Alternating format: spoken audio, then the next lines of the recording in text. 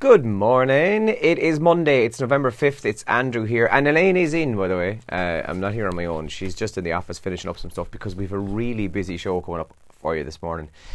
We've lots to do, including a brand new endgame. She's taking care of that as we speak, so we're going to start that in a few minutes. So I'll keep this brief and we'll get on because we're going to have a chat just before the show gets going. But weather-wise today, it is going to be a wet one this morning. It's dry now, but there is expected some very heavy showers in places this morning. Just bear that in mind, and we'll see top temperatures today of 11 degrees in places.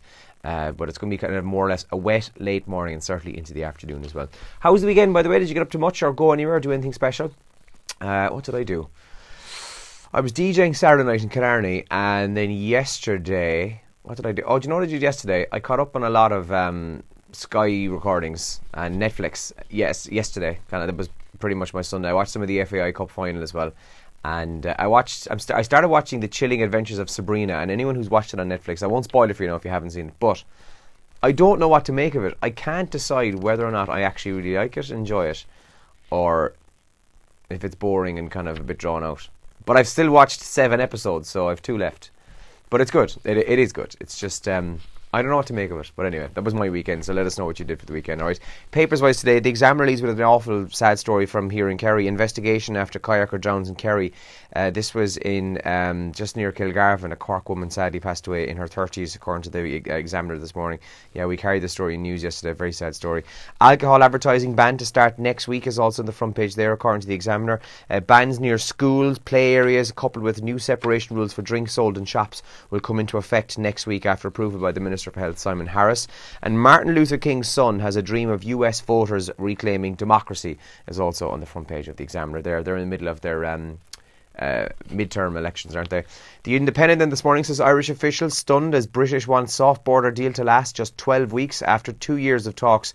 We're on the cusp of a Brexit fudge, says the front page of the Independent.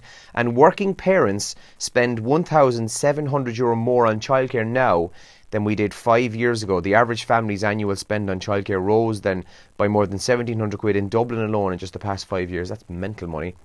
The Irish Mirror then this morning says the 20-year-old man has been charged with the murder. The tragic dad, David Boland, told Gardaí he never meant for him to die.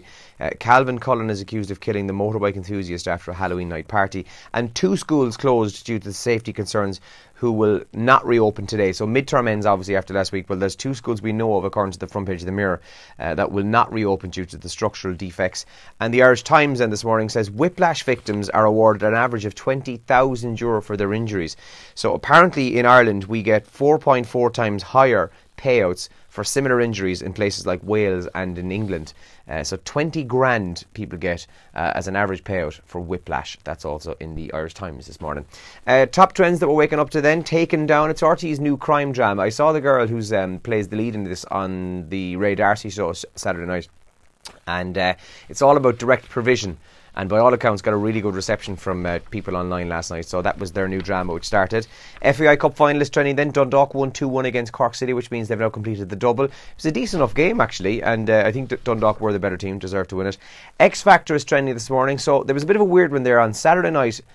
2 of the contestants had very bad sound problems. I'll be honest, I only watched it yesterday. I kind of caught up in the recording, and I thought that the sound was bad just on the kind of the Sky Plus recording, and I thought Virgin Media were to blame, but by all accounts it was actually broadcast like that in both Ireland and the UK.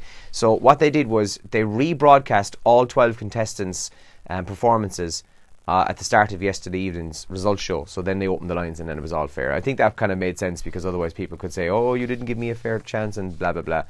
The people who had affected, by the way, the sound went through. So anyway, that's trending this morning. And YC 2018, the Young Chef 2018 was named yesterday at a ceremony in Dublin. Jack Leonards from the Muse restaurant in West Cork was the winner of the Young Chef of the Year for 2018 and is also trending this morning. Some other quick few bits to wrap up. The Spice Girls. Keep an eye out for the Spice Girls if you're a fan over the coming days. Now there's been talks, and Elaine, I've gone through this several times, but there's been talks for months now and maybe even years about reunion this, reunion that, and tour this, and album that. Well, apparently we're on the brink of an announcement, and I'd imagine if there's an announcement there will be tickets probably on sale before Christmas. Why wouldn't you do that? So in the papers this morning there's more reports of a 2019 tour, so keep an eye out for those. We're 13 days till the apparent start of I'm a Celebrity, Get Me Out Here with Holly Willoughby. That's going to start. We're 49 sleeps till Christmas. Bought 2 new jumpers last week. You'll see the video on the page. And it was in 1799 today.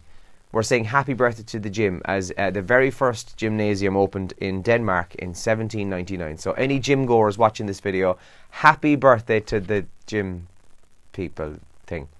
Now, coming up on the show this morning, we have a brand new endgame. That's what Elaine's at now in the office, and she's sticking the kettle on. We're going to have a coffee. We'll go through what you did for the weekend as well as usual. So if you have something that you want to tell us about, maybe you had a special weekend. Any news, anything to report, anything exciting went on in your life, give us a shout. Text or WhatsApp us 083 300 3300, and you can get onto the comment section here and we'll give you a shout out on the radio as well. All right, I'll wrap up. We'll go and start the show, and happy Monday morning.